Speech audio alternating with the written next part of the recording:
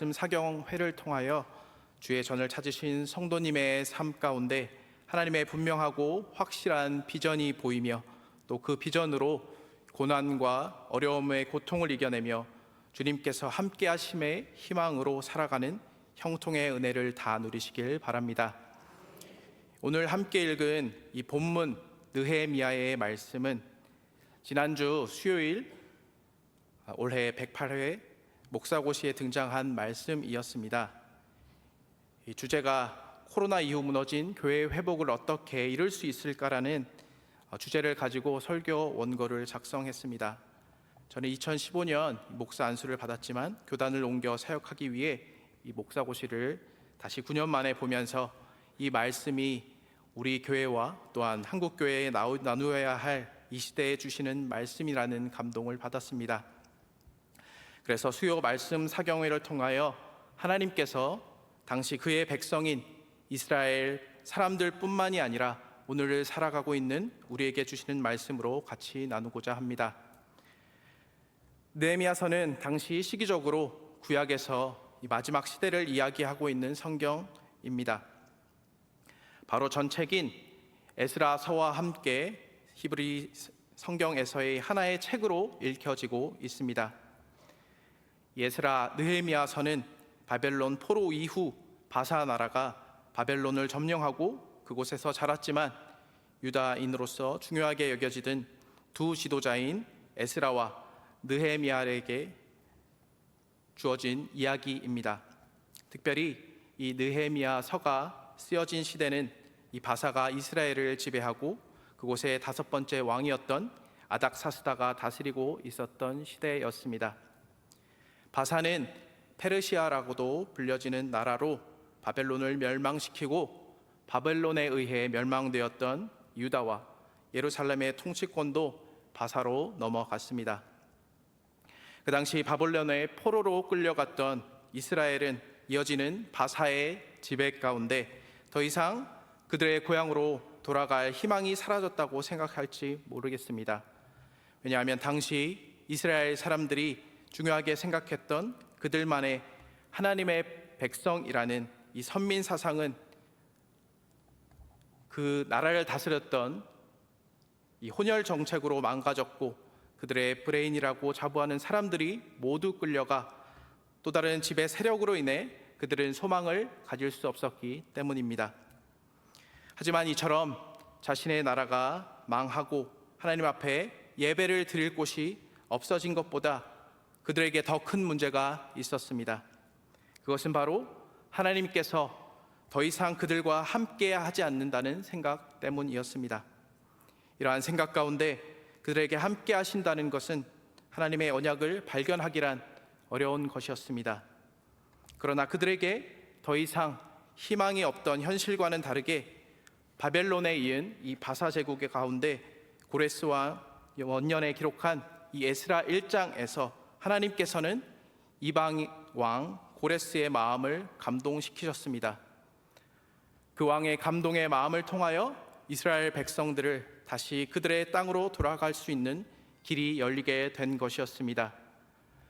이 고레스 왕의 칙령으로 인해 1차로 사로잡혔던 백성이 유다로 돌아가고 성전을 재건하는 움직임이 일어나게 되었습니다. 어떠한 희망과 약속도 없다고 좌절하던 이스라엘 백성들에게 고향으로 돌아갈 길이 열린 것을 통하여 그의 백성을 향한 하나님의 사랑과 언약이 여전히 변치 않으심을 우리는 분명히 확인할 수 있습니다. 어느 그 누가 이방 왕이었던 이 고레스 왕을 통하여 하나님께서 그의 백성을 자유롭게 고향으로 돌아가게 했을지 상상이나 했겠습니까? 하지만 하나님은 불가능을 가능케 하시며 무에서 유를 창조하시는 분이십니다. 자신들의 죄로 인하여 이방 나라의 침입과 멸망을 겪었지만 여전히 하나님의 나라에 대한 희망을 갖게 하시는 분도 하나님이신 것을 우리는 봅니다. 느헤미야는 이어지는 2차 포로 귀환을 마친 시기에 바사 나라 가운데 중요한 직책을 맡은 관원이었습니다. 이는 1절에 있는 그가 아닥사스다 왕 20년 때에 수산궁에 있었던 것을 통하여 우리는 알 수 있습니다. 수산궁은 바사의 수도 가운데 하나로 다니엘이 바벨론에서 환상을 보았던 곳과 동일한 곳이었습니다. 그 당시 최고의 나라인 이 바사의 왕의 궁에 근무했던 사람이 바로 느헤미야였습니다. 그렇지만 이 느헤미야의 관심은 그 바사 땅에 있지 않았습니다. 그의 관심은 바로 남아있던 유다와 예루살렘의 사람들의 상황과 형편 가운데 있었습니다. 비록 포로의 삶이었지만, 인정받는 자리에 있었던 느헤미야였지만 그는 하나님의 자녀의 정체성을 잃어버리지 않았습니다. 그에게 여전히 중요한 것은 그가 유대에서 온 하나님의 백성이라는 것이었고, 또한 하나님께서 여전히 그의 백성과 함께 하신다는 사실이었습니다. 그렇다면 느헤미야를 통하여 오늘 살아가는 하나님의 자녀된 우리와 우리 교회에게 주시는 하나님의 뜻과 비전은 무엇일까요?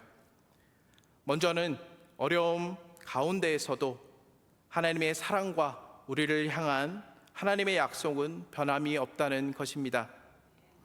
그렇게 우리는 좌절이나 연약함으로 주저앉을 것이 없습니다. 그럼에도 불구하고 오늘 본문 가운데 환난으로 인하여 쓰러질 만한 이스라엘 백성의 어려움이 등장하게 됩니다. 그것은 느헤미야가 그의 형제들 가운데 한 사람에게 남아있던 유다와 예루살렘 사람의 형편을 묻는 물음 가운데 돌아온 답을 통해서였습니다. 오늘 본문 3절의 말씀을 저와 여러분이 한 목소리로 읽어보도록 하겠습니다. 그들이 내게 이르되 사로잡힘을 면하고 남아있는 자들이 그 지방 거기에서 큰 환난을 당하고 능욕을 받으며 예루살렘 성은 허물어지고 성문 불탔다 하는지라. 아멘. 남은 이스라엘 백성들이 겪어야 할 어려움은 큰 환난과 능욕도 있었지만 그보다 더 큰 것은 바로 예루살렘 성이 허물어지고 성문들이 불탔다는 소식이었습니다.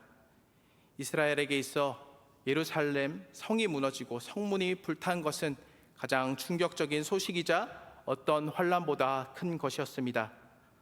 왜냐하면 바벨론에 멸망당한 이후 재건했던 성전이 있던 이 예루살렘의 성벽과 성문들이 다시 무너졌기 때문입니다. 그렇게 이 소식을 접한 느헤미야의 반응은 앉아서 울고 수일 동안 슬퍼하며 하늘의 하나님 앞에 금식하며 기도함이었습니다. 비록 포로들 가운데 좋은 지위를 가지고 수산궁인 왕궁에 머물렀던 느헤미야였지만 그의 관심사는 그가 가진 상황과 지위가 아니라 그와 동일한 유대인이었던 백성들이 어떻게 살아가냐에 있었습니다. 남은 이스라엘 백성에 대한 관심과 사랑을 놓지 않았던 이 느헤미야의 모습은 마치 자녀된 우리를 늘 관심을 가지고 지켜보시는 하나님의 마음과도 같습니다. 우리는 이 땅을 살아가며 하나님의 자녀로 구별되어 하나님의 뜻을 따라 잘 살아가고 있습니까? 비록 자신의 죄로 인하여 이방인의 능욕과 수치를 당해야 했던 이스라엘이었지만 굳건한 하나님의 나라와도 같은 예루살렘 성이 무너진 어려움 가운데 느헤미야는 슬퍼할 수밖에 없었습니다. 느헤미야는 무엇보다 먼저 사랑과 긍휼, 그 마음을 가지고 이 문제를 가지고 하나님 앞에 나아가 기도했습니다. 먼저 상황을 보기보다는 하나님 앞에 문제를 가지고 나아가 기도한 느헤미야의 모습에서 우리는 다른 누군가를 떠올리게 됩니다. 바로 예수님의 모습입니다. 예수님께서도 황폐하게 된 예루살렘의 택한 백성을 보시고 사랑과 긍휼의 마음을 우셨다고 누가복음 19장 41절에 기록하고 있습니다. 우리가 하나님의 자녀라면 하나님의 눈은 항상 그의 백성을 향하고 있으며 백성들의 어려움이 곧 아버지의 어려움이 되는 것을 우리는 잘 압니다. 그런데 우리는 하나님으로부터 세상에 구별되는 관심과 사랑을 받으면서도 우리의 관심과 우선순위가 하나님을 만나는 예배와 기도에 있지 않습니다. 때로는 나의 감정과 또 상황에 따라 하나님의 뜻과 비전이 뒤로 밀릴 때가 있음을 고백합니다. 하지만 그럼에도 여전히 우리에게 관심을 가지시고 긍휼과 사랑으로 보시는 이 하나님 앞에서 우리는 세상과 구별되도록 택하신 주님을 사랑하고 또 예배를 귀하게 여기는 주의 자녀들로 서시길 바랍니다. 또한 하나님께서 변함없이 주시는 이 사랑과 관심 가운데 세상과 구별되어 세상을 이겨나가시는 성도님 되시길 바랍니다. 두 번째로 느헤미야는 그의 백성들을 사랑과 긍휼의 마음을 가지고 어떻게 행동하실지 4절과 5절의 말씀을 통해 이야기하고 있습니다. 우리가 4절과 5절의 말씀을 같이 한 목소리로 읽도록 하겠습니다. 내가 이 말을 듣고 앉아서 수일 동안 슬퍼하며 하늘의 하나님 앞에 금식하며 기도하여 이르되 하늘의 하나님 여호와 크고 두려우신 하나님이여 주를 사랑하고 주의 계명을 지키는 자에게 언약을 지키시며 긍휼을 베푸시는 주여 간구하나이다. 아멘.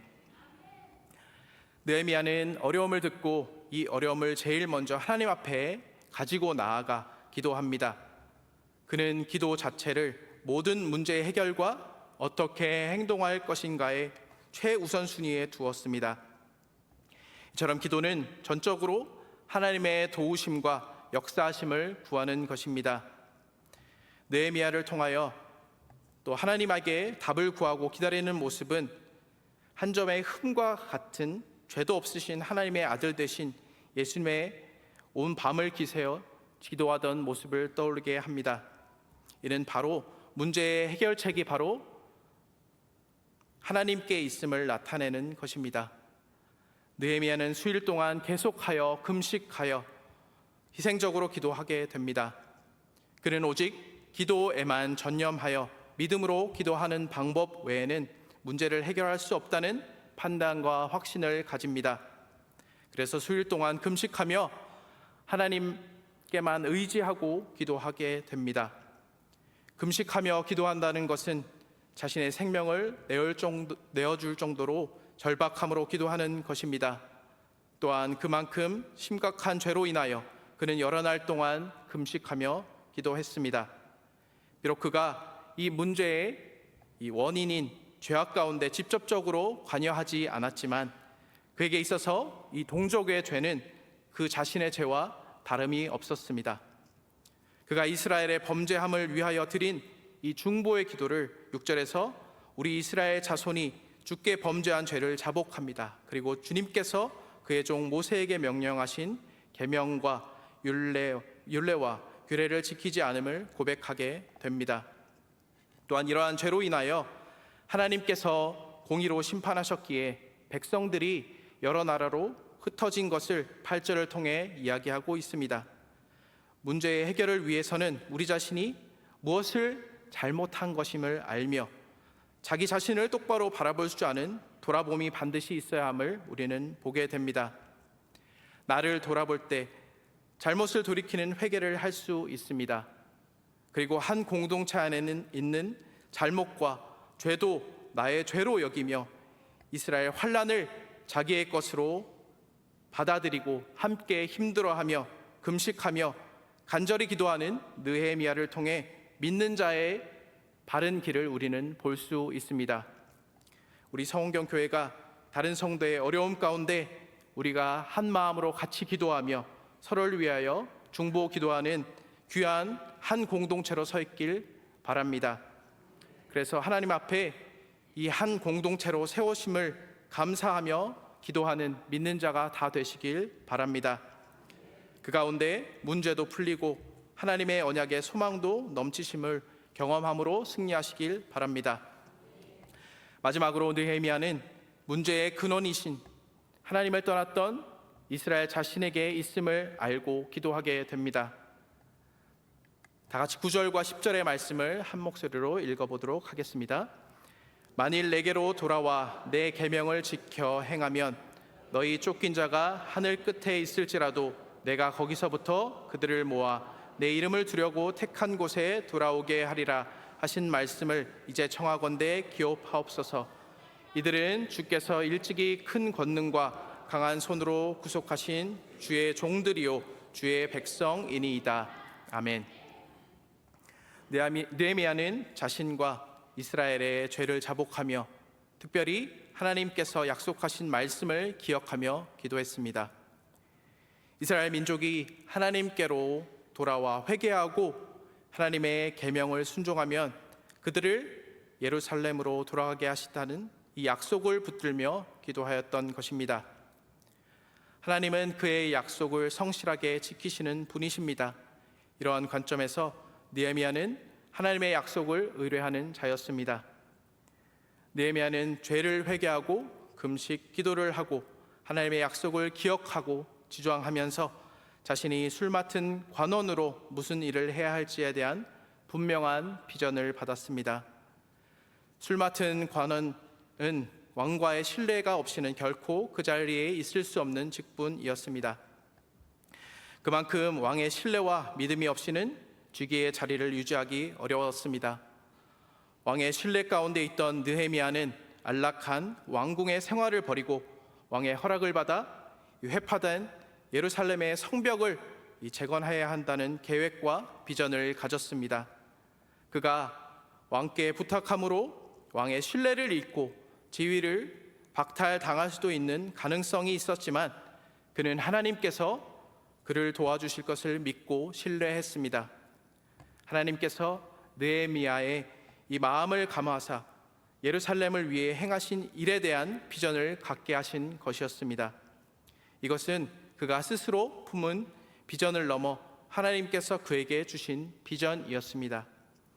하나님 앞에서 겸손하게 자신과 또한 민족의 죄를 가슴에 품고 회개하며 하나님의 선한 역사를 믿을 때 하나님께서는 그의 비전을 주신 것입니다. 하나님의 비전을 가지고 기도할 때 이 느헤미야는 형통의 은혜를 그가 섬기던 바사 왕에게서 받을 수 있게 되었습니다. 이처럼 형통의 은혜는 우리에게 그냥 주어지는 것이 아닙니다. 하나님의 말씀 가운데 순종하고 살아가기를 결단하고 주님의 비전을 품을 때 이루어지는 것입니다. 실제로 느헤미야는 그가 섬기는 아닥사스다 왕의 마음을 하나님께서 움직여 주셔서 이 비전인 예루살렘의 성벽을 재건할 수 있도록 기도했습니다. 기도할 뿐만이 아니라 비전의 성취를 위해 하나님의 일하심을 기다리던 느헤미야는 아닥사스다 왕에게 상황을 설명하고 또한 도움을 받을 기회를 얻게 됩니다. 느헤미야는 그 기회를 놓치지 않고 준비하여 또한 필요한 것들을 적절하게 요청하는 일을 하게 됩니다. 하나님께서는 때를 기다리며 기도하는 자에게 적절한 기회를 주십니다. 상황이나 환경이 어려울 때 나의 뜻과 행동으로 상황을 벗어나는 것이 아니라 기도로 하나님의 비전과 도우심을 구하고 하나님의 때를 기다려야 하는 이유가 여기에 있습니다. 그렇다면 우리의 삶 가운데 우선순위가 무엇일까요? 우리는 느헤미야를 통해 모든 일에 먼저 선행되어야 하는 기도의 중요성을 보게 됩니다. 자신의 경험이나 직위, 권력을 의지하기 전 느헤미야는 예루살렘의 문제를 접한 후 우선 크고 두려우신 하나님께 무릎을 꿇었습니다. 그리고 하나님께 자신과 이스라엘의 죄를 자복하고 회개하여 다시 하나님께로 돌아갔습니다. 아닥사스다 왕이 원하는 것을 물었을 때도 그는 먼저 기도했습니다. 그의 기도는 4개월 동안이나 계속되었고 나아가 금식함으로 자신의 생각보다 하나님의 뜻을 알게 되기를 바랬습니다. 그 과정 가운데 하나님의 섭리가 분명히 확인될 때까지 그는 어떠한 행동도 취하지 않았습니다. 물론 우리는 주님을 예배하는 예배당이 무너진 이스라엘 백성과 비교했을 때 그보다는 좋은 상황 가운데 있습니다. 하지만 우리 가운데 예배드리는 것이 먼저가 아니라 내 눈에 좋아 보이는 많은 것이 우선순위에 놓이도록 유혹받고 있는 것이 바로 우리의 삶, 우리의 현실입니다. 제가 근 10년 정도 살았던 미국과 호주 가운데 종교 탄압으로 교회에 가지 못하는 사람은 아무도 없었습니다. 하지만 그들에게 있어서 큰 유혹은 레저나 즐길 것이 많은 것 가운데 우선순위를 예배가 아닌 다른 것에 쉽게 내어준다는 것이었습니다. 그래서 경제적으로 부유하면 할수록 더욱더 하나님께로 멀어질 수밖에 없는 현실이 바로 예수님 시대의 부자의 모습 가운데도 나타나고 있습니다. 자신의 재산을 가난한 자에게 나눠주라고 했을 때 고민 후 예수님의 명령을 따르지 못했던 부자의 비유를 통해서 말입니다. 그럼에도 불구하고 우리는 여전히 하나님을 만나는 예배의 자리로 나와야 합니다. 왜냐하면 모세의 율례 그리고 규례를 따르는 자들에게 주어지는 하나님의 풍성한 은혜는 이 세상의 어떠한 금과 은보다 귀하기 때문입니다. 우리는 느헤미야의 영적 통찰력을 보면서 더욱더 하나님 앞에서 예배를 회복해야 합니다. 우리의 삶의 우선순위를 하나님의 말씀을 듣고 기도하는 예배에 두어야 합니다. 진정한 회개와 자신을 아는 것은 하나님의 약속과 말씀으로 조명될 때 가능한 것입니다. 또한 느헤미야는 기도와 죄의 자복을 통하여 자기 자신과 그가 속한 공동체를 구별하지 않았습니다. 하나의 공동체이자 그리스도의 몸으로 모인 이 서원경 교회 가운데 우리의 형통이 교회 공동체의 형통임을 우리는 알아야 합니다. 마찬가지로 내가 죄 가운데 있으면 공동체도 죄 가운데 있고 우리는 반드시 그 죄를 회개하는 자리로 나아가야 하는 것입니다. 주님 앞에 자신과 이스라엘을 한 공동체로 고백하고 주님의 회복을 구한 느헤미야처럼 서원경교회가 주님 앞에 하나가 되어 주님으로부터 오는 형통의 은혜를 구하며 나아가길 바랍니다. 마지막으로 하나님의 비전을 실천하기 위해 꾸준하게 기도함으로 기다렸던 느헤미야의 모습과 같이 이 서원경교회가 주의 마음을 시원케 해드리는 주님의 비전을 실현하는 형통의 은혜가 넘치는 교회가 되길 바랍니다. 그래서 우리 교회가 예배의 모습을 회복하고 하나님의 말씀을 듣고 순종함으로 회복과 부흥의 길을 걸어갈 수 있는 기도하는 공동체가 되어 주님이 주시는 형통의 은혜를 받아 누리는 공동체가 되길 주님의 이름으로 축복합니다. 같이 기도하겠습니다. 사랑의 하나님, 우리를 서원경교회의 한 공동체로 불러주심에 감사드립니다. 오늘 느헤미야 말씀을 통하여 우리와 함께 하시며 어려움 가운데도 은혜와 사랑으로 함께 하시는 주님의 마음을 깨닫게 하시니 감사드립니다. 주님 앞에 늘 기도로 무릎 꿇게 하시고 하나님의 말씀과 기도로 나아가는 예배의 자리 가운데 부으시는 은혜를 경험하는 성도들 다 되시길 기도합니다. 우리가 죄를 미워하시는 하나님의 뜻을 알아 회개의 자리로 나아가게 하시고 다시 주님께로 우리 마음을 돌이킬 때 기쁨으로 반기시는 주님의 사랑을 경험하게 바랍니다. 느헤미야에게 비전을 주신 것처럼 우리가 하나님의 비전을 바라보게 하시고 그 비전이 나의 비전이 되어 한 마음으로 사역하여 전도하는 일에 힘쓰기를 원합니다. 주님의 뜻을 바로 알아 그 가운데 형통의 은혜를 맛보는 성도 한 사람이 되게 하시고 또한 우리의 삶과 일터와 가정 가운데 형통의 은혜가 넘치게 하여 주옵소서. 온전히 주님께만 영광을 돌리는 서원경 주의 몸된 교회가 되게 하시고 늘 감사와 찬양이 넘치는 예배가 바로 서는 공동체가 되게 하여 주시옵소서. 주님만으로 기쁨과 은혜가 넘치기를 바라며 이 모든 말씀을 예수 그리스도의 이름으로 기도했습니다.